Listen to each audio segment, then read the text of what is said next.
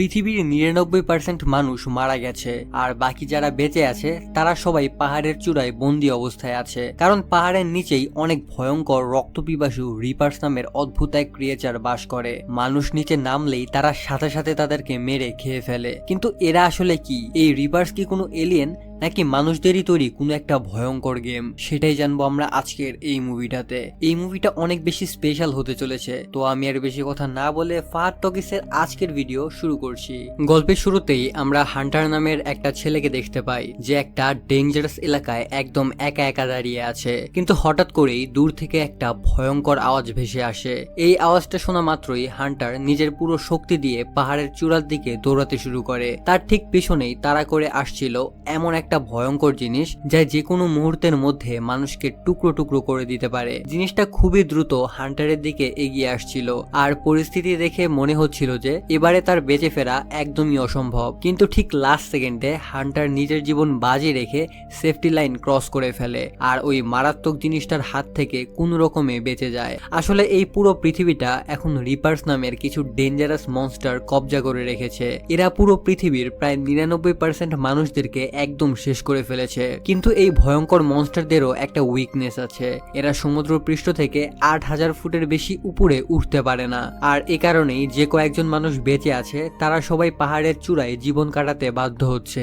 মানুষরা এই ৮,০০০ ফুট উঁচুতে বড় বড় ওয়ার্নিং লাইন আর নানা রকমের সাইন দিয়ে রেখেছে যাতে কেউ ভুল করেও এই সেফটি লাইন ক্রস না করে। হান্টার আজ মৃত্যুর এত কাছাকাছি চলে গিয়েছিল কারণ সে ভুল করে সেফটি লাইন থেকে প্রায় ২৬০ ফুট নিচে নেমে গিয়েছিল, যেখান থেকেই মূলত এই রিপার্সদের এলাকা শুরু হয়। এরপরে সিন শিফট হয় আর আমরা পাহাড়ের উপরে গড়ে ওঠা একটা ছোট্ট গ্রামকে দেখতে পাই যেখানে ২০০ জনেরও কম মানুষ কোন রকমে বেঁচে আছে। এখানেই আমরা গল্পের মেইন ক্যারেক্টার উইলকে দেখতে পাই যে আসলে হান্টারের বাবা। উইল তার ছেলেকে দেখেই বুঝে যায় যে তার সাথে খারাপ কিছু একটা ঘটেছে। হান্টার তাকে সত্যিটা বলে দেয় যে সে আজকে ভুল করে সেফটি লাইন ক্রস করে ফেলেছিল।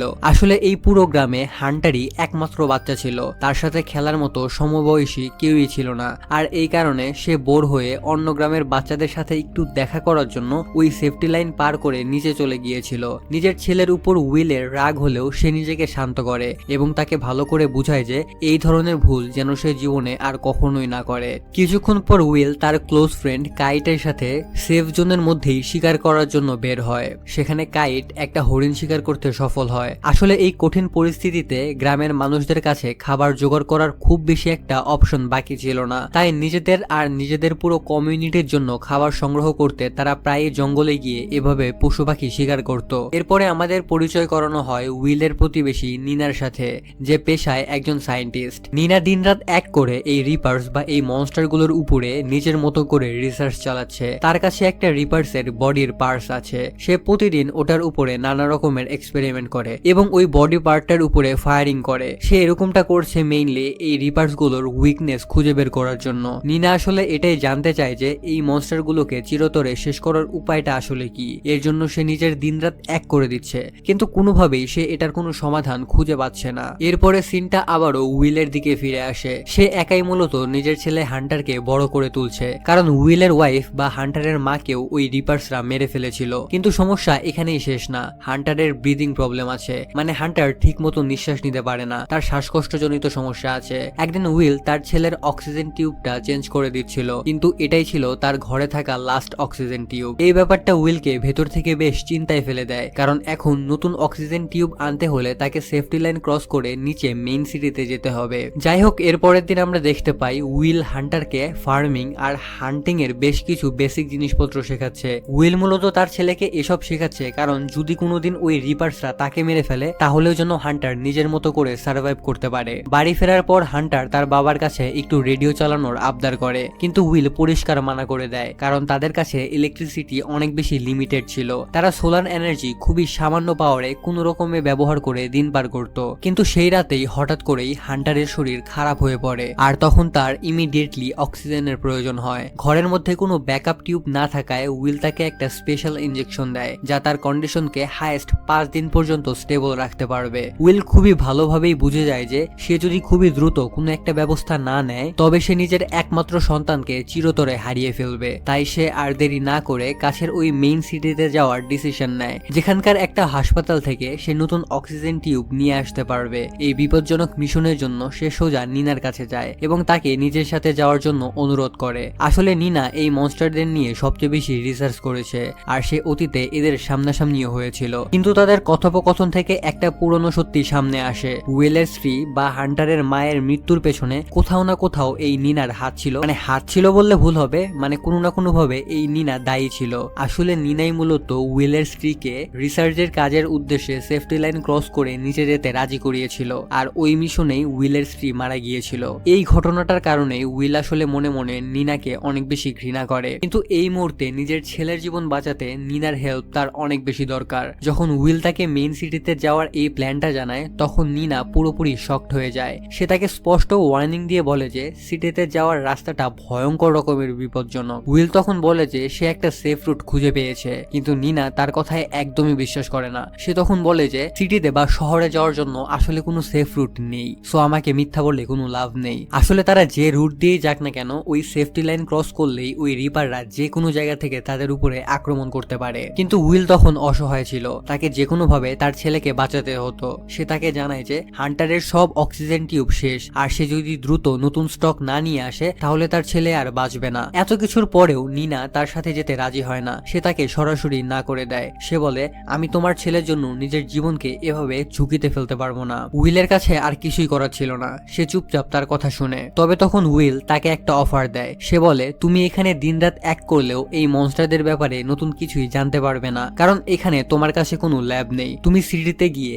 সেখানে নিজের ল্যাবে যত খুশি তত টাইম নিয়ে এক্সপেরিমেন্ট করতে পারবে। এখন মজার ব্যাপারটা হচ্ছে এই আইডিয়াটা আবার নিনার পছন্দ হয়। সে নিজের রিসার্চের জন্য শহরে যেতে রাজি হয়ে যায়। পরের দিন রওনা দেওয়ার আগে উইল তার একজন প্রতিবেশীকে রিকোয়েস্ট করে যেন সে হান্টারের খেয়াল রাখে। উইল নিজের ছেলে হান্টারকে বিদায় জানায় আর প্রমিস করে যে সে অবশ্যই ফিরে আসবে। এরপর সে তার বন্ধুর টিমের কাছে যায় এবং সেখান থেকে সে বেশ কিছু দরকারি অস্ত্র আর কিছু অ্যামো নেয়, মানে বন্দুক বা বন্দুকের গুলি। এই স্পেশাল বুলেটগুলো মনস্টারদের মারতে না পারলেও এই বুলেটগুলো ওই মনস্টারদের গতিকে অনেক বেশি স্লো করে দিতে পারত। ঠিক এই সময়ে কাইট কোনোভাবে জানতে পেরে যায় যে উইল আর নিনা একটা রিস্কি মিশনে যাচ্ছে, তাই সেও তাদের সাথে যাওয়ার জন্য পুরোপুরি রেডি হয়ে যায়। উইল তাকে বোঝানোর আপ্রাণ চেষ্টা করে যে সিটিতে যাওয়ার রাস্তাটা আসলে অনেক বেশি ভয়ঙ্কর, সেখানে গেলে সেখান থেকে বেঁচে ফিরে আসাটা অনেক বেশি টাফ। কিন্তু কাইট তার কোনো কথা শুনতেই রাজি হয় না। সে বলে যে সে এত বছর ধরে এই পাহাড়ের উপরে প্রায় কয়েদিদের মতো দম বন্ধ করে জীবন কাটাচ্ছে, অনেক হয়েছে,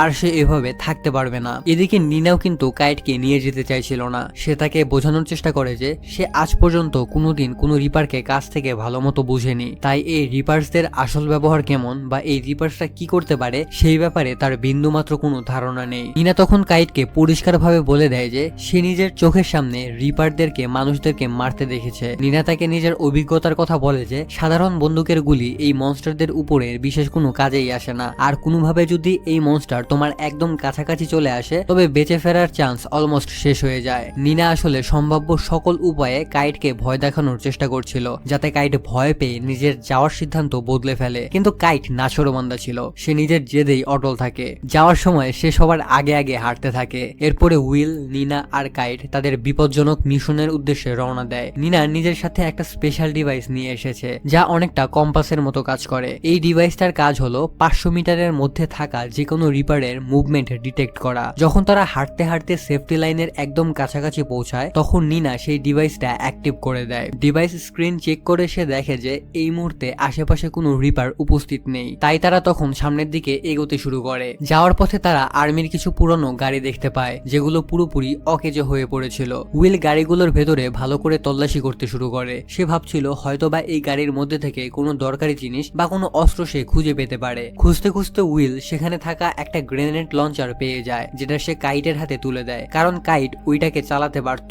এর সাথে তারা বেশ কিছু গ্রেনেডও পেয়ে যায়। অন্যদিকে নিনা এই ধ্বংসস্তূপের মাঝেও চারিদিকে রিপারের পায়ের ছাপ আর অন্য কোনো চিহ্ন খোঁজার কাজে ব্যস্ত ছিল। খুঁজতে খুঁজতে সে রিপারদের শরীরের একটা ভাঙা পার্ট পেয়ে যায় যেটা সে কুড়িয়ে নিজের কাছে রেখে দেয়। তার আশা ছিল যে হয়তো এই নতুন পার্ট পরীক্ষা করে এই মনস্টারদেরকে মারার কোনো না কোনো উপায় সে বের করতে পারবে। তবে তারা যখন ওখান থেকে রওনা দিতে যাবে তখনই নিনা আর কাইট একে অপরের উপরে রেগে ওঠে, কারণ তারা দুজন দুজনকে একদমই পছন্দ করতো না। কিন্তু নিনা এই এই ঝামেলাটাকে খুব একটা বেশি পাত্তা দেয় না এবং কোনো কথা না বাড়িয়ে সোজা সামনের দিকে এগিয়ে যায়। কিছুক্ষণ পরেই হঠাৎ করেই চারপাশ থেকে অদ্ভুত সব আওয়াজ আসতে থাকে। প্রথমে তারা সবাই অনেক বেশি ভয় পেয়ে যায় এবং তারা ভাবে রিপার্সরা হয়তো খুবই কাছাকাছি চলে এসেছে, কিন্তু একটু ভালো করে খেয়াল করার পর তারা বুঝতে পারে যে ওগুলো আসলে বুনো ঘোড়ার আওয়াজ ছিল। এই ভয়ঙ্কর পরিস্থিতিতে যেখানে রিপার্সরা ঘুরে বেড়ায়, এই জায়গায় এই পশু পাখিরা এখনো কিভাবে বেঁচে আছে এটা দেখে তারা সবাই অনেক বেশি অবাক হয়ে যায়। যাই হোক, তারা নিজেদের এই জার্নি কন্টিনিউ রাখে এবং অবশেষে একটা স্কাই রিসোর্ট এলাকায় এসে পৌঁছায়, যা প্রায় 7620 ফুট উঁচুতে অবস্থিত ছিল। ঠিক তখনই নিনার হাতে থাকা সেই ডিভাইসটায় হুট করে রিপারদের আসার সিগন্যাল আসতে শুরু করে। ডিভাইসটা একদম ক্লিয়ারলি ইন্ডিকেশন দিচ্ছিল যে একটা রিপার তাদের খুবই কাছাকাছি ওত পেতে বসে আছে। কয়েক সেকেন্ডের মধ্যেই নিনা দূরের জঙ্গলের গাছপালা নড়তে দেখে এবং একই সাথে রিপারদের শরীর থেকে বের হওয়া উজ্জ্বল আলোটাও তার চোখে পড়ে। এই দৃশ্যটা দেখে এখানে থাকা সবাই অনেক ভয় পেয়ে যায়। পরিস্থিতি বেগতিক দেখে কাইট সঙ্গে সঙ্গে উপরের ওই সেফটি লাইনের দিকে দৌড়াতে শুরু করে, কিন্তু নিনা তাকে বাধা দিয়ে বলে যে তারা এত কম সময়ে ওই লাইনে কখনোই পৌঁছাতে পারবে না। তাই প্ল্যান চেঞ্জ করে নিনা আর উইল সোজা একটা লিফটের দিকে দৌড়ায়, যা তাদের খুবই দ্রুত ডিরেক্ট সেফটি লাইনের উপরে পৌঁছে দিতে পারে। উইল আর এক সেকেন্ডও নষ্ট না করে ওই কেবল কার সিস্টেমটা অ্যাক্টিভ করার জন্য দৌড়ে চলে যায়। নিনা নিচে দাঁড়িয়ে থেকে রিপারদের মুভমেন্ট স্লো করার জন্য গুলি করতে থাকে। কাইটো ভয়ে এক জায়গায় থমকে দাঁড়ায় এবং নিজের গ্রেনেড লঞ্চারটা রিলোড করে নেয়। আর ঠিক যে মুহূর্তে রিপারটা জঙ্গল থেকে বেরিয়ে গর্জে ওঠে, কাইট সোজাসুজি তার উপরে ফাইট করে দেয়, যার ফলে সেখানে অনেক বড় একটা বিস্ফোরণ হয়। কিন্তু এই রিপার বা এই মনস্টারটার উপরে এটার কোনো প্রভাবই পড়ে না। উল্টো এই রিপারটা আরো অনেক বেশি স্পিডে তাদের দিকে ধেয়ে আসতে থাকে। ঠিক এই মুহূর্তে উইল কেবল কারের সিস্টেমটা চালু করতে সক্ষম হয় এবং তারা দুজনে তাড়াতাড়ি করে লিফটের চেয়ারে উঠে বসে। এদিকে কাইট খুবই ভালো করে রিয়ালাইজ করতে পারে যে সে নিজে দৌড়ে ওই সেফটি লাইন পর্যন্ত পৌঁছাতে পারবে না, তাই সে সামনে থাকা কেবল টাওয়ারের উপরে তাড়াতাড়ি চড়তে শুরু করে। অন্যদিকে চেয়ার লিফটে বসে উইল অনবরত রিপারটার দিকে ফায়ার করতে থাকে যাতে ওটার গতি কিছুটা কমে যায়। আর এই সুযোগে কাইট টাওয়ারের উপরে ওঠার জন্য বেশ কিছুটা সময় পেয়ে যায়। যখন চেয়ার লিফটের একটা বগি ওই টাওয়ারের কাছ দিয়ে যাচ্ছিল, কাইট আর এক মুহূর্ত না ভেবে ওটার উপরে লাফিয়ে পড়ে। একদম লাস্ট মোমেন্টে উইল তার হাতটা ধরে ফেলে আর তাকে নিচে পড়ে যাওয়ার হাত থেকে বাঁচিয়ে নেয়, কিন্তু বিপদ তখনও কাটেনি। এই সময়ের মধ্যে রিপারটার চেয়ার লিফটের একদম নিচে এসে পৌঁছায় এবং কেবল ধরে জোরে জোরে ঝাঁকাতে শুরু করে। রিপারটা এত জোরে কেবলে ধাক্কা দেয় যে পুরো সিস্টেমটাই ভেঙে পড়ার মতো অবস্থা হয়ে যায়। সৌভাগ্যবশত তারা একদম শেষ মুহূর্তে কোন রকমে 8000 ফুটের বেশি উচ্চতা ক্রস করে ফেলে, কিন্তু ঠিক তখনই হঠাৎ করে কেবলের মেইন তারটা ছিঁড়ে যায় এবং তারা আবারও ছিটকে সেফটি লাইনের ঠিক পেছনের ডেঞ্জারাস জোনে আশ্রে পড়ে। এখন তাদের হাতে বেঁচে থাকার জন্য মাত্র কয়েক সেকেন্ড সময় আছে। রিপারটা অনেক স্পিডে তাদের দিকেই ছুটে আসছিল। তারা নিজেদের শরীরের শেষ শক্তিটুকু দিয়ে দৌড়াতে শুরু করে এবং একদম শেষ মুহূর্তে আবারও কোন রকমে ওই সেফটি লাইন ক্রস করতে সক্ষম হয়। রিপার কোনোভাবেই এই লাইনটা ক্রস করতে না পেরে এখান থেকে চলে যায়। এরপর তারা ওই 8200 ফুট উচ্চতায় থাকা একটা পরিত্যক্ত বাড়িতে একটু আশ্রয় নেওয়ার জন্য সিদ্ধান্ত নেয়। এখানে তারা কিছুক্ষণ রেস্ট নেয়। এই সময়ে কাইট নিনাকে জিজ্ঞাসা করে যে আচ্ছা, এই রিপার্সদের আসলে কিভাবে মারা সম্ভব। নিনা তখন অত্যন্ত হতাশাজনক গলায় বলে এই মনস্টারগুলো মাত্র এক মাসের মধ্যে পুরো পৃথিবীর প্রায় 95% পপুলেশনকে এক ঝটকায় শেষ করে দিয়েছে। সে আরো বলে যে তার নিজের মাথাতেও এমন অনেক প্রশ্ন ঘুরপাক খাচ্ছে যার উত্তর সে আজও খুঁজে বেড়াচ্ছে। নিনা তখন বলে মনে হয় যে এই রিপার্সদের আসল মোটিভ বা উদ্দেশ্য এই পৃথিবী থেকে মানবজাতিকে সম্পূর্ণভাবে নিশ্চিহ্ন করে দেওয়া। পরের দিন সকাল হতেই তারা আবারও তাদের যাত্রা শুরু করে। কিছু দূর যাওয়ার পর পাহাড়ের মাঝখানে অবস্থিত একটা পুরনো মাইনের কাছে তারা এসে পৌঁছায়। এখানে এসে উইল তার আসল প্ল্যানটা সবার সামনে এক্সপ্লেন করে। সে জানায় যে তাদের এই মাইনের ভেতরের টানেলের মধ্যে দিয়ে যেতে হবে, যা সরাসরি পাহাড়ের অন্য পাশে নিয়ে যাবে। আর অন্য পাশের এরিয়াটাও 8000 ফুট উপরেই আছে। আর ওখান থেকে মেইন সিটি বা শহর মাত্র 12 মাইল দূরে। প্ল্যান অনুযায়ী তাদের এই মাইনের লেভেল 9 থেকে লেভেল 8 এ নামতে হবে। উইলের এই প্ল্যানটা শোনার পর নিনার একটু খটকা লাগে। সে প্রশ্ন করে যে উইল এত বিশ্বাসের সাথে কিভাবে বলছে যে এই টানেলের ওপাশটাও ঠিক 8000 ফুট উপরেই শেষ হবে। এমনও তো হতে পারে যে সুড়ঙ্গের ভেতরে এমন কোনো রাস্তা আছে যা তাদেরকে অজান্তেই সেফটি লাইনের নিচে নিয়ে যাবে। উইল তার এই প্রশ্নের সোজা কোনো উত্তর দেয় না। আর তার এই নীরবতা দেখে নিনা বুঝে যায় যে উইল নির্ঘাত তাদের কাছ থেকে বড় কোনো একটা সত্যি লুকাচ্ছে। যখন সে উইলের উপর আরো অনেক বেশি প্রেসার দেয়, তখন উইল শেষমেশ স্বীকার করতে বাধ্য হয় যে টানেলের একটা অংশ আসলেই সেফটি লাইনের কাছ থেকে বেশ কিছুটা নিচে দিয়ে গেছে এবং মেইন রাস্তায় পৌঁছাতে হলে তাদেরকে প্রায় 200 ফুট নিচেই নামতে হবে। এটা শোনা মাত্রই নিনা অনেক বেশি রেগে যায়। উইল তাকে শান্ত করার চেষ্টা করে এবং আশ্বাস দিয়ে বলে যে তাদের চিন্তা করার কোনো কারণ নেই, কারণ তাদের কাছে একটা ডিটেক্টর ডিভাইস আছে। এই ডিভাইসটা তাদের আশেপাশে যদি কোনো রিপার থাকে তাহলে তাদেরকে খুবই সহজে অ্যালার্ট করতে পারবে। কিন্তু নিনা বলে যে এই ডিভাইসটা শুধুমাত্র মাটির উপরেই কাজ করে, মাটির এত ভেতরে এটা কোনোভাবেই কাজ করবে না। আর সমস্যাটা শুধু এটা ছিল না, রিপার্সরা অন্ধকারের মধ্যেও পরিষ্কার দেখতে পেত এবং মানুষদের শরীর থেকে বের হওয়া কার্বন ডাই অক্সাইড গ্যাস খুবই সহজে অনুভব করতে পারত। আর এই রিপার্সরা মানুষদের চেয়েও অনেক বেশি ফাস্ট এবং এরা মাটিও ঘুরতে পারত, মানে তারা খুবই সহজে মাটির মধ্যেও চলাফেরা করতে পারত। স্বাভাবিকভাবেই এখন নিনা ওই টানেলের ভেতর যেতে দ্বিধাগ্রস্ত ছিল, কিন্তু উইল তাকে বুঝায় যে তাদের মাত্র 45 সেকেন্ডের জন্য ওই ডেঞ্জার জোনে থাকতে হবে। আর উইল এত দূর আসার পর কোনোভাবেই পেছনে ফিরে যেতে রাজি ছিল না। শেষ পর্যন্ত তারা টানেলের ভেতরে ঢুকতে রাজি হয়ে যায়। সবাই নিজেদের ফ্ল্যাশ লাইট অন করে নেয় এবং আস্তে আস্তে সামনের দিকে এগোতে থাকে। কিন্তু কিছু দূর যাওয়ার পরেই সবাই একটা ধাক্কা খায়, কারণ তাদের সামনে বিশাল বড় একটা স্টিলের ডোর ছিল, যা মূলত ওয়েল্ডিং করে স্থায়ীভাবে বন্ধ করে রাখা হয়েছিল। এখন তাদের কাছে মাত্র একটাই অপশন ছিল, তাদের লেভেল 7 এ নামতে হবে, যা পুরোপুরি ওই সেফটি লাইনের নিচে ছিল এবং সেখানে অলমোস্ট 900 মিটার তাদেরকে পায়ে হেঁটে যেতে হতো। এই কথা শুনে নিনা আর কাইট দুজনেই অনেক বেশি ভয় পেয়ে যায়, কিন্তু উইল একদম পরিষ্কার জানিয়ে দেয় যে সে নিজের ছেলের জন্য যে কোনো পরিস্থিতিতে অক্সিজেন টিউব নিয়েই ফিরবে এবং সে কোনোভাবেই এখান থেকে খালি হাতে ফিরে যাবে না। তখন তারা তিনজন মিলে ডিসাইড করে যে তারা একদম শান্তভাবেই হাঁটবে, কারণ তারা যদি ভয় পেয়ে দৌড়াতে শুরু করে তবে পায়ের আওয়াজ শুনে ওই মনস্টারগুলো খুবই তাড়াতাড়ি তাদের কাছে চলে আসবে। আর তারা দৌড়ালে তারা হাঁপিয়ে যাবে, আর হাঁপিয়ে গেলে তাদের বডি থেকে বেশি পরিমাণে কার্বন ডাই অক্সাইড গ্যাসও নির্গত হবে। আর এরকমটা হলে ওই মনস্টাররা খুবই সহজে তাদের লোকেশন পেয়ে যাবে। যাই হোক, এত কিছু ভাবার পর তারা লেভেল 7 এ নামে এবং খুবই সাবধানতার সাথে সামনের দিকে এগোতে শুরু করে। কিন্তু দুর্ভাগ্যবশত কিছুক্ষণের মধ্যেই তারা দেখতে পায় যে পেছন থেকে একটা রিপার অলরেডি চলে এসেছে। রিপারটাকে দেখা মাত্রই তাদের সব প্ল্যান এক নিমেষের মধ্যে শেষ হয়ে যায়। সবাই নিজেদের জীবন বাঁচানোর জন্য দৌড়াতে শুরু করে। কাইট মনস্টারটার স্পিড কিছুটা স্লো করার জন্য তার দিকে একটা গ্রেনেড ছুড়ে মারে। ব্লাস্টের কারণে রিপারটা কিছু মুহূর্তের জন্য থেমে যায়, আর সেই সুযোগে তারা অনেকটা পথ এগিয়ে যায়। সামনে যাওয়ার পথে একটা পুরনো মাইনিং ভেহিকেল রিপারটার মুভমেন্ট কিছুক্ষণের জন্য স্লো করে দেয়। অবশেষে সুড়ঙ্গের দেয়ালের ভেতর তারা লুকানোর জন্য ছোট্ট একটা জায়গা পেয়ে যায় এবং সেটার ভেতরে ঢুকে পড়ে। উইল ওই মনস্টারটার উপরে অনবরত গুলি করতে থাকে, কিন্তু এতে করে এই মনস্টারটার উপরে কোনো প্রভাবই পড়ে না। এরপরে উইল সবাইকে সব লাইট বন্ধ করার কথা বলে এবং তারা নিজেদের শ্বাসও বন্ধ করে ফেলে, মানে তারা ওই মুমেন্টে নিঃশ্বাস নিচ্ছিল না। ঠিক তখনই রিপারটা তার হাত ওই জায়গার ভেতরে ঢুকিয়ে দেয় এবং বাতাসে কার্বন ডাই অক্সাইড খোঁজার চেষ্টা করতে থাকে। তিনজনই খুবই কষ্ট করে নিজেদের শ্বাস আটকে বসেছিল। এর মাঝেই উইল বুদ্ধি কাটিয়ে একটা ছোট্ট ফ্লেয়ার বের করে এবং সেটা অন্য একটা ডিরেকশনে ছুড়ে মারে। ফলে রিপারটার মনোযোগ ওই দিকে চলে যায় এবং তারা কয়েক সেকেন্ডের জন্য একটু নর্মালি নিঃশ্বাস নেওয়ার সুযোগ পেয়ে যায়। ঠিক এই মুহূর্তেই কাইট বাইরে বেরোনোর একটা ছোট্ট রাস্তা খুঁজে পেয়ে যায় এবং তারা দ্রুত সুড়ঙ্গের অন্য সাইডের দিকে যেতে শুরু করে। কাইট সবার আগে টানেলের সেই এক্সিট দিয়ে বের হয়, কিন্তু ওই এক্সিটের ঠিক অন্য পাশেও আরেকটা রিপার আগে থেকেই তাদের জন্য ওয়েট করছিল। রিপারটা দেখা মাত্রই সরাসরি তার উপরে অ্যাটাক করে এবং তাকে সেখান থেকে টেনে অনেক দূরে নিয়ে যায়। নিজের চোখের সামনে এই ভয়ানক দৃশ্য দেখে উইল ভেতর থেকে ভেঙে পড়ে, কারণ কাইট ছিল তার সবচেয়ে কাছের বন্ধু, আর তার বন্ধুর আকস্মিক মৃত্যুতে সে অনেক বেশি শকড হয়ে যায়। কিছুক্ষণ পর তারা একটা সিঁড়ি দেখতে পায়, যার সাহায্যে তারা আবারও লেভেল 8 এ ফিরে আসতে সফল হয়। তারা যত উপরের দিকে উঠছিল মনস্টারদের আওয়াজ ততই আস্তে আস্তে কমে আসছিল। অবশেষে তারা টানেলের শেষ মাথাটা খুঁজে পায় এবং সুড়ঙ্গ থেকে বাইরে বেরিয়ে আসে। বাইরে এসে নিনা নিজের কাছের বন্ধু কাইটের এই করুণ মৃত্যুতে ভেঙে পড়ে এবং তার মনের ভেতরে এই মনস্টারদের বিরুদ্ধে তীব্র রাগ সৃষ্টি হয়। এরপর তারা মেইন সিটির দিকে নিজেদের জার্নি আবারও কন্টিনিউ করে। দুজনে হাঁটতে হাঁটতে একটা পরিত্যক্ত বাড়ির সামনে এসে পৌঁছায়, যেখানে একটা গাড়িও পার্ক করা ছিল। দুজনে মিলে ডিসাইড করে যে আজকে রাতটা তারা এই বাড়িতেই থাকবে। বাড়ির ভেতরে খোঁজাখুঁজির পর তারা কিছু ক্যান্ড ফুড খুঁজে পায়, আর সেই সাথে তারা কিছু চিজও পেয়ে যায়। খাবার খেতে খেতে নিনা বেশ ইমোশনাল হয়ে উইলকে বলে যে সে টেরা অর্থাৎ উইলের মৃত ওয়াইফকে খুবই ভালোবাসতো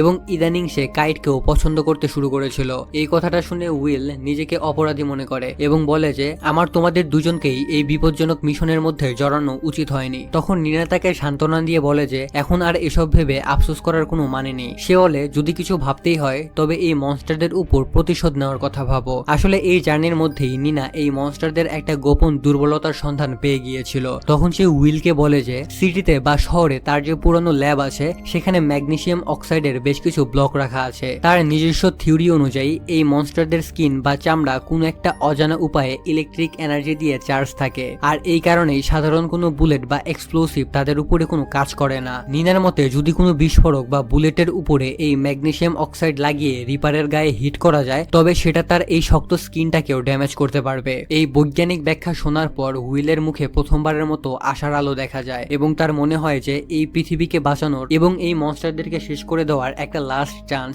এখনো তাদের হাতে আছে। পরের দিন সকাল হতেই তারা সেই গাড়িটা নিয়ে সরাসরি সেফটি লাইনের একদম কাছাকাছি পৌঁছে যায়। দুজনে মিলে নিজেদের মনের সবটুকু সাহস জোগাড় করে এবং ফুল স্পিডে গাড়ি ছুটিয়ে ওই শহরের দিকে রওনা দেয়। কিছুক্ষণের মধ্যেই তারা মেইন শহরে পৌঁছে যায়। এই শহরটা এখন পুরোপুরি ধ্বংসস্তূপে পরিণত হয়েছিল। এই শহরে আর কোনো মানুষ থাকতো না। তারা গাড়ি থেকে নেমে সোজা ওখানকার একটা হাসপাতালের দিকে রওনা দেয় যেন তারা ওই অক্সিজেন টিউবগুলো কালেক্ট করতে পারে। হাসপাতালের ভেতরের অবস্থা অনেক বেশি খারাপ ছিল। চারিদিকে লাশের স্তূপ পড়েছিল। তারা খুবই সাবধানে উপরের ফ্লোরে উঠতে থাকে। হাসপাতালের ভেতর উইলের অক্সিজেন টিউবটা খুঁজে পেতে অনেকটাই সময় লেগে যায়। এদিকে নিনা বারবার তাকে তাড়াতাড়ি করার জন্য তাড়া দিচ্ছিল, কারণ যে কোনো মুহূর্তে ওই মনস্টারগুলো তাদের গায়ের গন্ধ শুকে এখানে চলে আসতে পারত।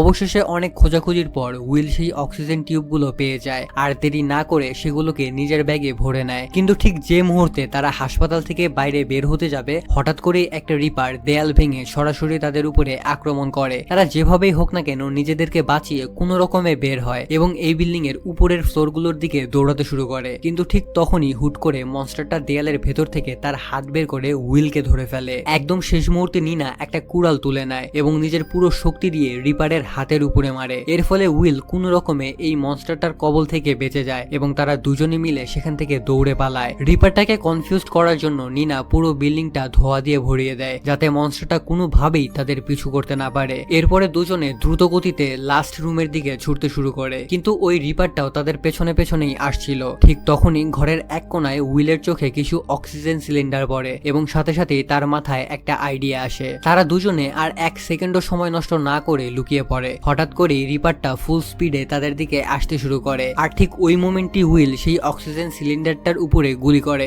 এর ফলে অনেক বড় একটা বিস্ফোরণ হয় যা পুরো রুমটাকেই কাঁপিয়ে দেয় আর এই বিস্ফোরণের ধাক্কায় ওই রিপারটা জানালা দিয়ে সোজা ছিটকে পড়ে যায়। কয়েক সেকেন্ডের জন্য তারা নিজেরাই বিশ্বাস করতে পারছিল না যে তারা দুজনেই বেঁচে গেছে। পরিস্থিতি একটু শান্ত হতেই নিনা তখন উইলকে জানায় যে তার ল্যাবটা একদম কাছেই অবস্থিত এবং সেখানে গিয়ে সে কিছু জরুরি এক্সপেরিমেন্ট করতে চায়। কিন্তু উইল তখন কোনো নতুন ঝুঁকি নিতে চাইছিল না। সে জাস্ট কোনো টাইম ওয়েস্ট না করে নিজের ছেলে হান্টারের কাছে গিয়ে ওই অক্সিজেন টিউবগুলো ফিরিয়ে দিতে চাইছিল। তখন নিনা তাকে বোঝায় যে এখন তার কাছে যে কয়েকটা টিউব আছে তা দিয়ে মাত্র 1 বছর সে তার ছেলেকে ভালো রাখতে পারবে। তারা যদি এখন কোনো স্থায়ী ব্যবস্থা না করে তাহলে পরের বছর তাদেরকে ঠিক একইভাবে এখানে ফিরে আসতে হবে। কিন্তু তখন হাসপাতালে হয়তোবা নতুন কোনো টিউব বাকি থাকতে নাও পারে। সে জোর দিয়ে বলে যে আমরা যদি এই রিপারদেরকে চিরতরে শেষ করে দেওয়ার রাস্তা খুঁজে বের করতে পারি তাহলে আমরা সবাই একসাথে আবারও আগের মতো বাঁচতে পারবো। অবশেষে উইল তার কথা মেনে নেয় এবং দুজনে গাড়িতে বসে ল্যাবের দিকে রওনা দেয়। যাওয়ার পথে উইল মনে মনে ভাবছিল যে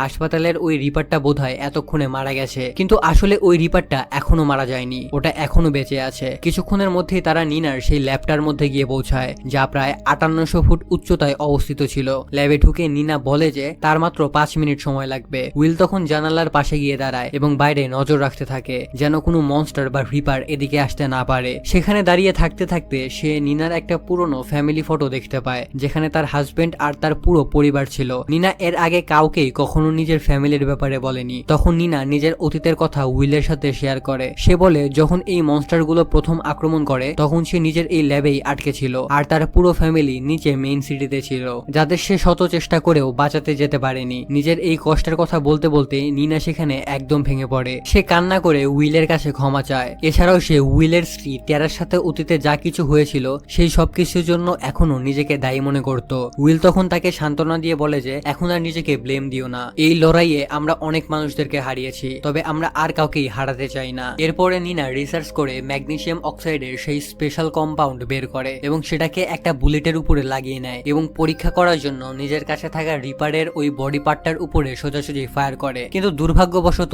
তার এই এক্সপেরিমেন্ট ফেল হয়। নিনা উইলকে পরিষ্কারভাবে জানিয়ে দেয় যে যতক্ষণ না সে এই মনস্টারদেরকে মারার কোনো সমাধান খুঁজে না পাচ্ছে ততক্ষণ সে এই ল্যাব থেকে কোথাও যাবে না। তাই সে উইলকে রিকোয়েস্ট করে যেন সে একাই গ্রামের দিকে রওনা দেয়, কারণ তার ছেলে হান্টারের কাছে সময় অনেক বেশি কম। উইল তাকে এই ডেঞ্জারাস জোনে একা ফেলে যেতে একদমই চাইছিল না, কিন্তু পরিস্থিতির চাপে সে শেষ পর্যন্ত রাজি হয়ে যায় এবং বাধ্য হয়ে নিজের গাড়িটা নিয়ে গ্রামের উদ্দেশ্যে রওনা দেয়। এদিকে ল্যাবে একা হয়ে যাওয়ার পর নিনা আরো দ্রুত একটার পর একটা এক্সপেরিমেন্ট করতে থাকে। সে আবারও একটা ম্যাগনেসিয়াম কোটেড বুলেট ফায়ার করে, কিন্তু এবারও কিছু হয় না। তখন নিনা গভীরভাবে পুরো বিষয়টা ভাবতে শুরু করে। আর ঠিক ওই সময় একটা রিপার ল্যাবের দিকে খুবই দ্রুত গতিতে এগিয়ে আসছিল, কিন্তু হঠাৎ করে নিনার নজর এমন একটা জিনিসের উপরে পড়ে যা এই মনস্টারদেরকে চিরতরে শেষ করে দেওয়ার একটা সিক্রেট তাকে বলে দেয়। তবে এটা কি ছিল এটা আমরা একটু পরেই জানতে পারবো। যাই হোক, অন্যদিকে উইল যখন পাহাড়ের রাস্তা দিয়ে একা একা ফিরছিল তখন হঠাৎ করেই তার গাড়িটা একটা দুর্ঘটনার শিকার হয় এবং মাঝ রাস্তায় উল্টে যায়। বেশ কিছুক্ষণ পর যখন তার জ্ঞান ফেরে তখন সে কোনো রকমে হামাগুড়ি দিয়ে এই গাড়ি থেকে বের হয়, কিন্তু বাইরে বেরোনো মাত্রই তার পায়ের তলা থেকে মাটি সরে যায়, কারণ অনেক বড় একটা রিপার অলরেডি তার মাথার উপরে চলে এসেছিল।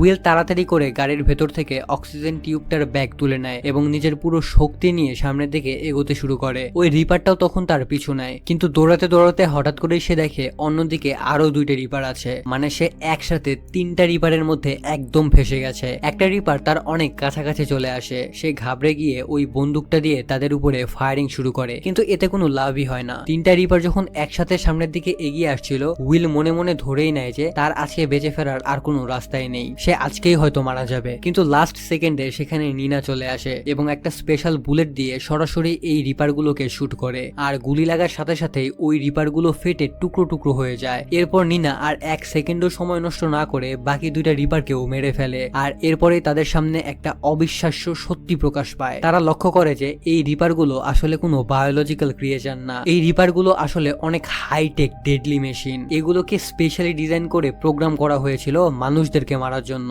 এই সত্যিটা সামনে আসতেই সবকিছু বদলে যায়। এখন তারা ভালোভাবেই বুঝে গেছে যে তাদের আসল শত্রু এই মেশিন গুলো নয়, তাদের আসল শত্রু হচ্ছে সেই মানুষটা যে পর্দার আড়ালে এই সবকিছু তৈরি করছে আর যে এই রিপার গুলোকে অপারেট করছে। তার মানে এই রিপার গুলো কোনো এলিয়েন না বা এগুলো কোনো প্রাণী বা মনস্টার না, এগুলো হচ্ছে রোবট। যাই হোক, এরপরে আমরা দেখতে পাই উইল নিজের গ্রামে ফিরে আসে এবং নিজের ছেলেকে দেখে তাকে জড়িয়ে ধরে এবং এখানে শান্তির নিঃশ্বাস ফেলে। এরপরে নিনা পাহাড়ের চূড়ায় একটা পতাকা উড়িয়ে একটা সংকেত দেয়। এই সংকেতের মাধ্যমে বাকি সবাই বুঝতে পারে যে এই রিপার্স গুলো বা এই রোবট গুলোর বিরুদ্ধে ফাইট করার সময় চলে এসেছে। অন্য গ্রামের মানুষরাও দূর থেকে এই সিগন্যাল পরিষ্কারভাবেই দেখতে পায়। এরপর এই প্রথমবার সব গ্রামের মানুষরা নিজেরা একত্রিত হয় এবং একটা স্পেশাল গুলি তৈরি করতে শুরু করে। নিনা সবাইকেই সেই সিক্রেট ফর্মুলা শিখিয়ে দেয় যার সাহায্যে এই মনস্টারদেরকে এক শটে মেরে ফেলা সম্ভব। কিছুদিনের মধ্যে মানুষরা ছোট ছোট গ্রুপ তৈরি করে নিজেদের অস্তিত্ব রক্ষার লড়াইয়ে প্রথমবারের মতো এই রিপার্সদের আস্তানায় হামলা দেয় এবং সাফল্যের সাথে তাদেরকে ধ্বংস করতে শুরু করে। আর মানুষদের এই দুর্দান্ত কামব্যাকের মধ্যেই